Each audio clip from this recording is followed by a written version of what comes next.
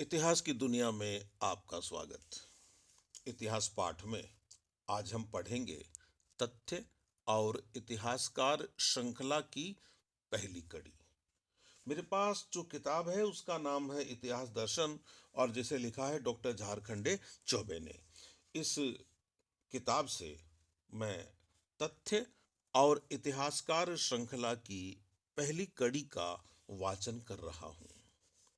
तथ्य तथा इतिहासकार के संबंधों के विषय में दो प्रकार की अवधारणाएं हैं, यथार्थवादी तथा व्याख्यावादी। एक वर्ग के विद्वानों का दृष्टिकोण है कि अतीत के अधिकाधिक तथ्यों को यथावत इतिहास में स्थान देना चाहिए। उपलब्ध तथ्यों को स्वयं बोलने का अवसर देना ही इतिहास का यथार्थ प्रस्तुतिकरण है। इस दृष्टिकोण वाले इतिहासकारों को प्रत्यक्षवादी कहा जाता है। दूसरे वर्ग का प्रतिनिधित्व व्याख्यावादी इतिहासकारों ने किया है। उनका मत है कि तथ्यों की अपेक्षा व्याख्या अधिक महत्वपूर्ण होती है, क्योंकि तथ्यों का अधिकाधिक संकलन इतिहास को विश्वकोश बना देगा। वैज्ञानिक अवधारणा में विश्वास रखने वाले कॉलिंगवुड ने ऐसे इतिहास को कैंची तथा गोंद इतिहास कहा है, सीजर एंड पेस्ट हिस्ट्री। इसे अर्थहीन इतिहास कहा जाए तो अतिशयोक्ति नहीं होगी। व्याख्यावादी इतिहासकारों की अवधारणा है कि वर्तमान के संदर्भ में अतीत की व्याख्या आवश्यक है। प्रत्येक युग का इतिहासकार अपनी समसामयिक दृष्टि से अतीत के तथ्यों को देखता है, समाज का अवलोकन करता है तथा सुखद भविष्य का मार्ग प्रशस्त करता है। वर्तमान तथा भावी पीढ़ी का कल्याण अतीत की व्याख्या की आधारशिला होना चाहिए। इतिहासकार तथ्यों के आधार पर अतीतकालिक घटनाओं का पूर्वाभिनय ही नहीं करता, वरन तथ्यों की व्याख्या भी करता है। व्याख्या संपूर्ण अतीतकालिक तथ्यों की नहीं, अपितु उसके एक भाग की होती है। तथ्यों की ऐतिहासिक यथार्थता प्रमाणों द्वारा सिद्ध की जा सकती है। इतिहासकार को अपनी व्याख्या में उन्हीं तथ्यों का प्रयोग करना चाहिए जिन्हें अतीत के इतिहासकारों ने सुरक्षित रखने के उद्देश्य से संकलित किया था। तथ्य का स्वरूप स्थायी तथा अस्थायी होता है, क्योंकि ऐतिहासिक अनुसंधान में शोध कार्य नवीन तथ्यों तथा साक्ष्यों की गवेषणा में निरंतर क्रियाशील है। इस संदर्भ में ऐतिहासिक व्याख्या में परिवर्तन अपरिहार्य है। प्रोफेसर गाट्सचाक के अनुसार ऐतिहासिक तथ्य की कुछ विशेषताएं हैं। अतीत की घटना का प्रत्यक्षदर्शी जिसे उसके विषय में स्मरण हो, प्रत्यक्षदर्शी ने घटना के विवरण को लिखा हो तथा जो काल के विनष्टकारी प्रभावों से बचा हो, वह इतिहासकार के ध्यान को आकृष्ट कर सके तथा उसका स्वरूप विश्वसनीय हो, जिसका व्याख्यात्मक विवरण इतिहासकार कर सके। संपूर्ण अतीत के इसी अंश को ऐतिहासिक तथ्य की संज्ञा दी जा सकती है। प्रोफेसर गाट्सचाक की किताब का नाम बता दूं दोस्तों, नाम है अंडरस्टैंडिंग हिस्ट्री। E.H. कार के अनुसार तथ्य तथा इतिहासकार एक दूसरे के लिए आवश्यक होते हैं। तथ्यों से विहीन इतिहासकार व्यर्थ और बिना जड़ का होता है। इतिहासकार के अभाव में ऐतिहासिक तथ्य निर्जीव तथा अर्थहीन हो जाते हैं। दोनों का संबंध मछली और पानी की भांति अन्योन्याश्रित है। उन दोनों का संबंध उतना ही घनिष्ठ होता है जितना मनुष्य और वातावरण का। ऐतिहासिक तथ्यों का संबंध अतीत से रहता है और इतिहासकार का संबंध वर्तमान से रहता है।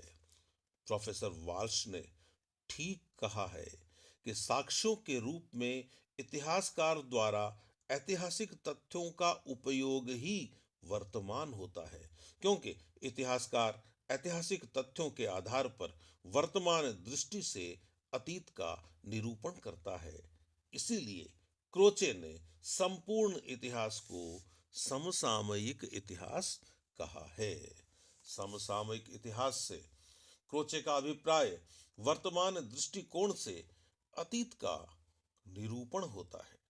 इस प्रकार इतिहासकार अतीत के अंतराल में छिपे तथ्यों का संकलन नहीं, अपितु वर्तमान के परिवेश में समसामयिक दृष्टिकोण से उसका मूल्यांकन करता है उनका मूल्यांकन करता है।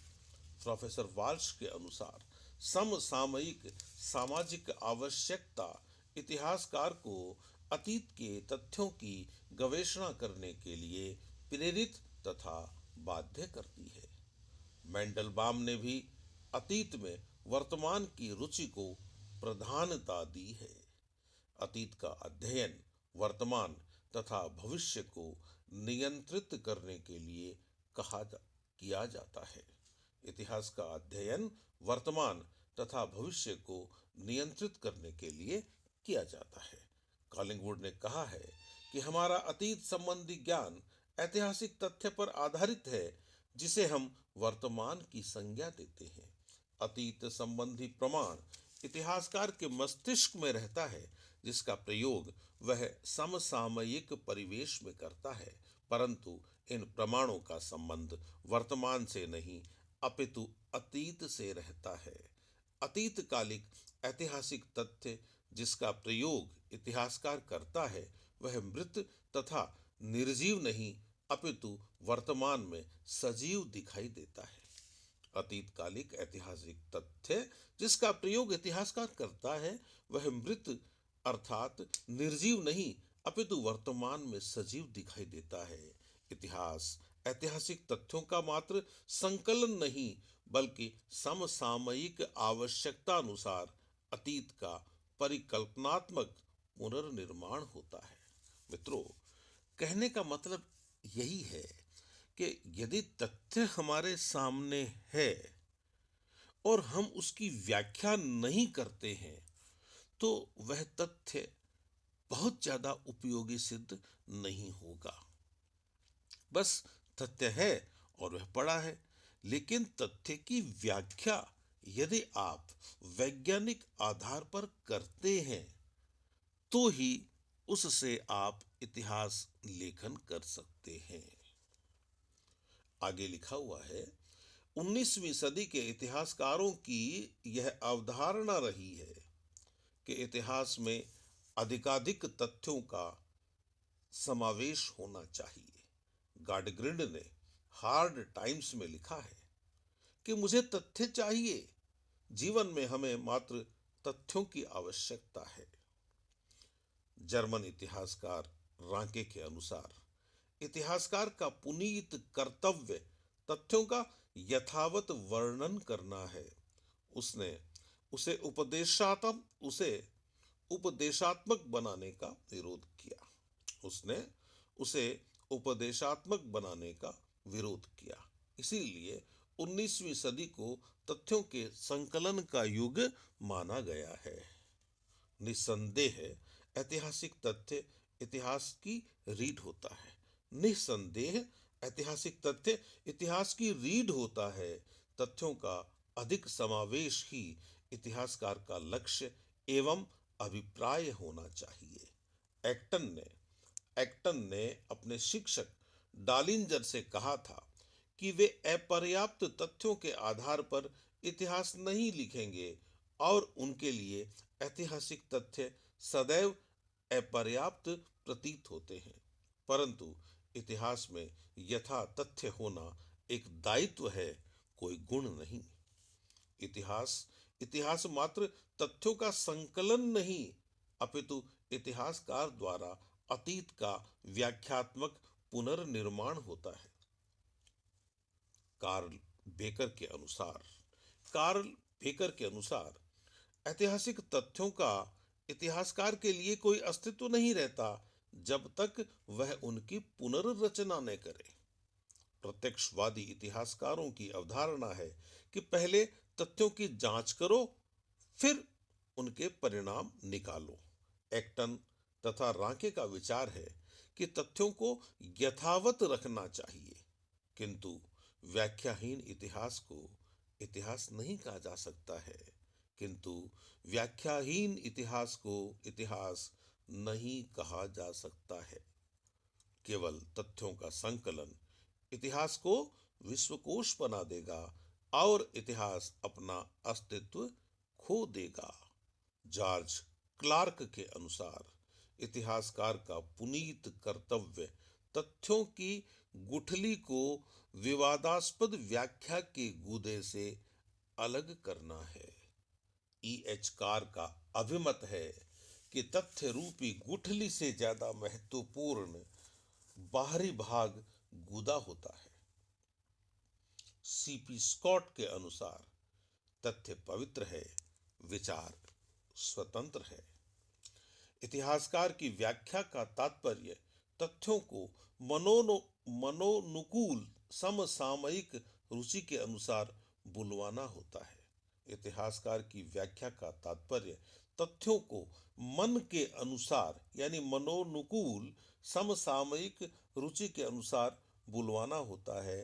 तथ्य खुद नहीं बोलते, बल्कि इतिहासकार उन्हें बुलवाता है। इतिहासकार अपनी व्याख्यात्मक पद्धति से तथ्यों को बोलने के लिए बाध्य करता है। यद्यपि रांके तथा एक्टन ने इसका विरोध किया है, परंतु डेविड थॉमसन ने कहा है कि इतिहासकार तथ्यों को बुलवाता है।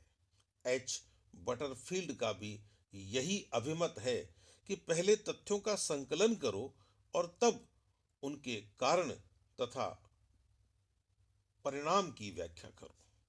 कॉलिंगवुड ने भी ठीक ही कहा है कि संपूर्ण इतिहास विचार का इतिहास होता है।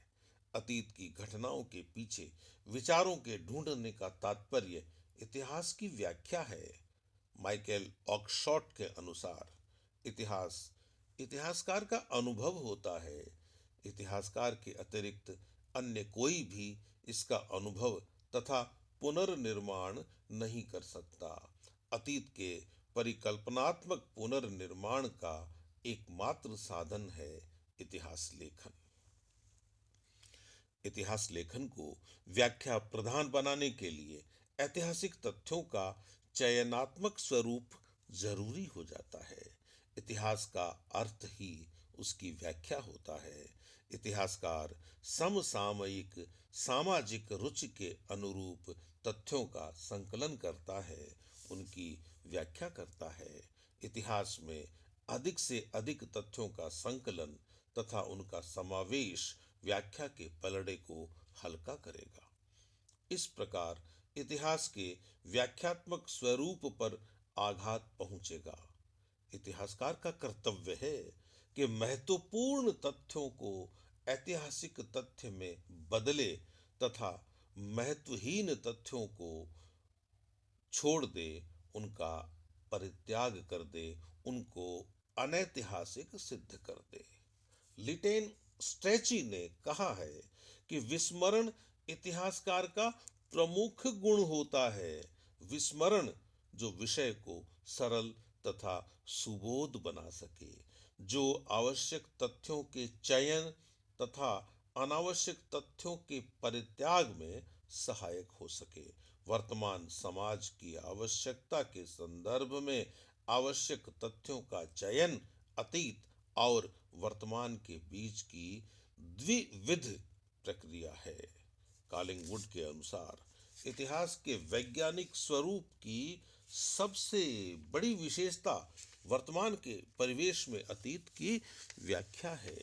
कॉलिंगवुड के अनुसार इतिहास के वैज्ञानिक स्वरूप की सबसे बड़ी विशेषता वर्तमान के परिवेश में अतीत की व्याख्या है। यही कारण है कि उन्होंने इतिहास के कैंची और गोंद सिद्धांत का प्रबल विरोध किया। इतिहासकार का कार्य ऐतिहासिक तथ्यों का यथावत वर्णन करना नहीं, बल्कि उनका वैज्ञानिक आधार पर विश्लेषण करना है।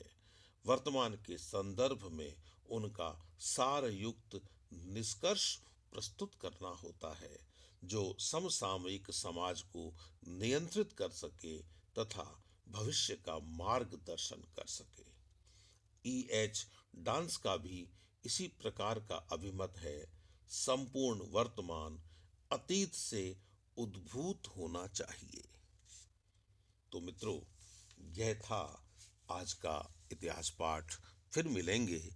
नमस्ते।